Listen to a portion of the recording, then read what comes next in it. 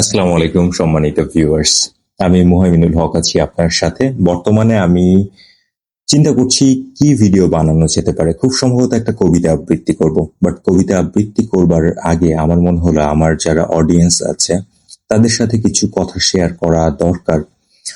আমি আজকে একটা বিষয় নিয়ে কথা বলার জন্য ক্যামেরাটা অন করলাম। এরপর একটা কবিতা আবৃত্তি করব। একবারে দুটো ভিডিও তৈরি করে আমি আপাতত বিদায় নিব এখান থেকে। তো মূলত দেখুন, আমাদের সমাজের এখন এমন একটা অবস্থা, অপসংস্কৃতি চর্চা এমন একটা জায়গায় গিয়ে পৌঁছেছে যেখানে যারা যোগ্য মানুষ তাদেরকে আসলে ওইভাবে করে সমর্থন করা হয় না। আমি একটা উদাহরণ আপনাদের সামনে তুলে ধরতে পারি, একটা না কয়েকটা উদাহরণ তুলে ধরবো। ধরুন, আমরা হিরো আলমকে অনেক পচাই যখন তার ভিডিও কেউ আপলোড সে আপলোড করে।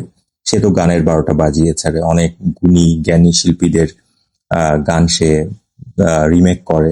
তারপরে আমরা কি করি, তার ভিডিওটাতে তাকে প্রচন্ড রকমের পচাই এবং শেয়ার করি এবং তার এঙ্গেজমেন্টটা বাড়িয়ে দিয়ে সে কিন্তু প্রথমে দেখুন তার উত্থানটা কোন জায়গা থেকে, তাকে আমরা এমন একটা জায়গা তৈরি করে দিয়েছি যে সে এখন সমাজের একটা ইনফ্লুয়েন্সার হিসেবে নিজেকে দাবি করে, তাই না?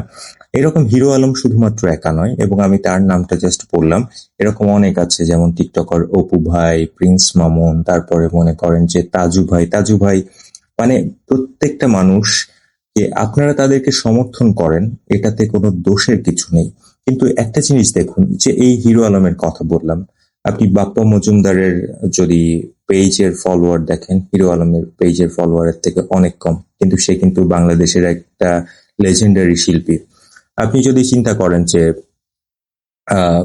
কোনো শিল্পীর কথা চিন্তা করেন, যে অনেক ট্যালেন্টেড একটা শিল্পী, সে বিভিন্ন জায়গায় অডিশন দিতে দিতে মনে করেন পায়ের জুতা ক্ষয় হয়ে যাচ্ছে, বিভিন্ন ডিরেক্টর প্রডিউসারের কাছে যাচ্ছে। এমনও অনেক মানুষ আছে তারা অনেক ট্যালেন্টেড, কিন্তু একটা সুযোগের অভাবে তারা কিন্তু তাদের সেই প্ল্যাটফর্মটা পাচ্ছে না। অথচ আমরা কিছু কিছু মানুষকে পচাতে গিয়ে নিজেরা পচে যাচ্ছি। আমরা ভাবছি যে ওকে মনে হয় পচালে ও মনে হয় পচে গেল, কিন্তু সে নিজেও জানে তার মধ্যে ওই যোগ্যতা নাই। তার দরকার ভিউ, সেই ভিউটা আপনারা দিচ্ছেন এবং ভাবছেন যে আমি তার নামে একটা বাজে কমেন্ট করলাম, বাজে কমেন্ট করে গালি দিলাম, শেয়ার করলাম, সে মনে হয় পচে গেল।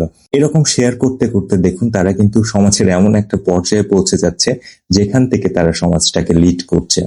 এই জন্য আপনাদের কাছে একটি অনুরোধ, আপনারা আমার ভিডিও শেয়ার করেন বা না করেন সেটাতে আমার কোনো দুঃখ নেই। আপনারা চেষ্টা করবেন ভালো কন্টেন্ট গুলোকে শেয়ার করবার জন্য, যারা ভালো কাজ করে তাদেরকে সমর্থন করবার জন্য। আর মাথা থেকে এটা বের করে দিতে হবে যে আমি ওকে পচিয়ে হয়তোবা জিতে গেলাম, কিন্তু আপনি নিচে পচে গেলেন, এটা হয়তোবা বুঝলেন না। কারণ তার যেটা দরকার সে কিন্তু সেটা ঠিকই পেয়ে যাচ্ছে, এবং আপনি আপনার অবস্থানেই থাকছেন, এবং ওই পচানোর জন্য তারা কিন্তু অনেক উপরে উঠে যাচ্ছে। সুপ্রিয় দর্শক, আপনাদের কাছে আমার একটাই অনুরোধ থাকবে, আপনারা ভালো জিনিসকে সমর্থন করবেন, ভালো মানুষদের সাথে থাকবেন, এবং যাদের যে জায়গায় যাওয়া উচিত নয় তাদেরকে সেই জায়গায় দয়া করে নিবেন না। এটা দেশ, জাতি এবং সমাজ সবার জন্যই ক্ষতির কারণ। ভবিষ্যতে আপনার ছোট ভাই বোন কিংবা সন্তান কোন ধরনের সমাজ পাবে সেটা কিন্তু অনেক অংশে নির্ভর করছে আপনার উপরে। তাই এমন একটা সমাজ রেখে যাবেন না যেটা কিনা সবার জন্য ক্ষতির কারণ। সুপ্রিয় দর্শক, আমি জানি আপনারা অনেক মেধাবী, বুদ্ধিমতী কিংবা ভালো মানুষ যারা ভালোটাকে সমর্থন করেন। আমি আপনাদের থেকে এটাই আশা করি। তো সুপ্রিয় দর্শক, সবাই ভালো থাকবেন, সুস্থ থাকবেন। মুহাইমিনুল হক আজকের মতো এখান থেকে বিদায় নিচ্ছি। তবে বিদায় নেবার আগে একটা কথাই বলে যেতে চাই, যদি এই ভিডিওতে আমি কারোর মনে আঘাত দিয়ে থাকি আমি আন্তরিকভাবে ক্ষমা প্রার্থী। হিরো আলম যদি ভিডিওটি দেখে থাকেন আমি তার কাছে ক্ষমা প্রার্থী। আমি জাস্ট এই ভিডিওটি করেছি একটা উদাহরণ স্বরূপ। আপনি নিজেও জানেন যে আপনার থেকে হয়তোবা বাপ্পা মজুমদার কিংবা বাংলাদেশের অনেক গুণী শিল্পী তাদের ফলোয়ার্স বেশি হওয়ার কথা ছিল, কিন্তু আপনার বেশি। যাই হোক, সবাই ভালো থাকবেন, সুস্থ থাকবেন, এই কামনায় আজকের মতো বিদায় নিচ্ছি। আল্লাহ হাফেজ, আসসালামু আলাইকুম।